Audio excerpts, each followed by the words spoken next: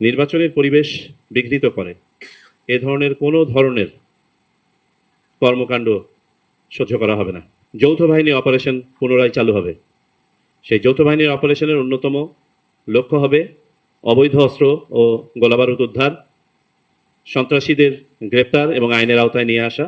আমাদের জুলাই যোদ্ধা শরীফ ওসমান হাদি শাহাদাত বরণ করেছেন। এই ঘটনাকে কেন্দ্র করে গত 7-8 দিন পুরা জাতি আমরা শোকে মুহ্যমান ছিলাম এবং আমাদের ফোকাসটা ওদিকেই ছিল। কিন্তু মাঠ পর্যায়ে নির্বাচনী কার্যক্রম চলমান আছে এবং অন্যান্য জায়গায় নির্বাচনী পরিবেশ নিয়ে সন্তুষ্টি প্রকাশ করা হয়েছে। যে ঘটনাগুলো তার মধ্যে ঘটছে সেগুলো স্বরূপ সম্বন্ধে আমরা জানতে চেয়েছি। এগুলোর সাথে নির্বাচনের কোনো সংশ্লিষ্টতা আছে কিনা এবং নির্বাচনী পরিবেশের উপরে কোনো প্রভাব ফেলছে কিনা সেগুলো নিয়ে আলোচনা হয়েছে। আমরা সুনির্দিষ্টভাবে কতগুলো নির্দেশনা আজকে নির্বাচন কমিশনের পক্ষ থেকে দিয়েছি।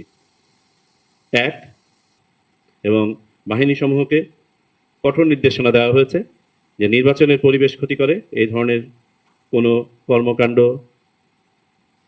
নিরুৎসাহিত করতে এবং প্রয়োজনে বাধা দিতে যা করা প্রয়োজন তা তারা করবেন।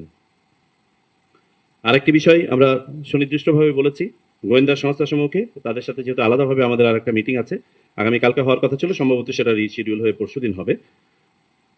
তাদেরকে নির্দেশনা দেওয়া হয়েছে যে শহীদ ওসমান হাদির ক্ষেত্রে যে ঘটনাটা ঘটেছে আগে থেকে যতটুকু তথ্য জানা দরকার ছিল বা আমরা আশা করি সেটা কেন পারা গেল না সেটা নিরূপণের নিরিখে ভবিষ্যতে এই ধরনের যে কোনো ধরনের সম্ভাবনা নাকচ করতে বা কমাতে, এই ধরনের প্রবণতা রোধ করতে যা যা ধরনের কর্মকাণ্ড হাতে নেওয়া দরকার তারা যেন সেগুলো নেন আইনের মধ্যে থেকে।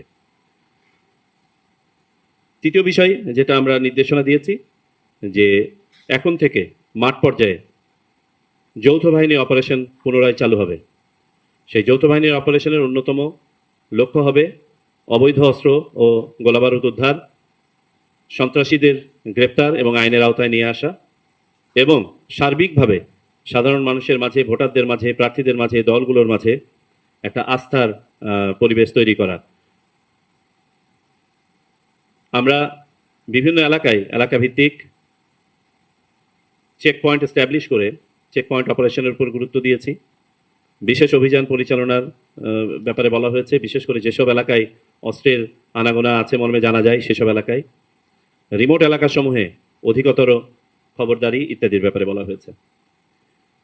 নেক্সট বিষয় যেটা আলোচিত হয়েছে সেটা হয়েছে বিভিন্ন রাজনৈতিক দল প্রার্থী হিসেবে যাদেরকে মনোনয়ন দিচ্ছেন বা ইন্ডিপেন্ডেন্ট হিসেবে যারা প্রার্থী হিসেবে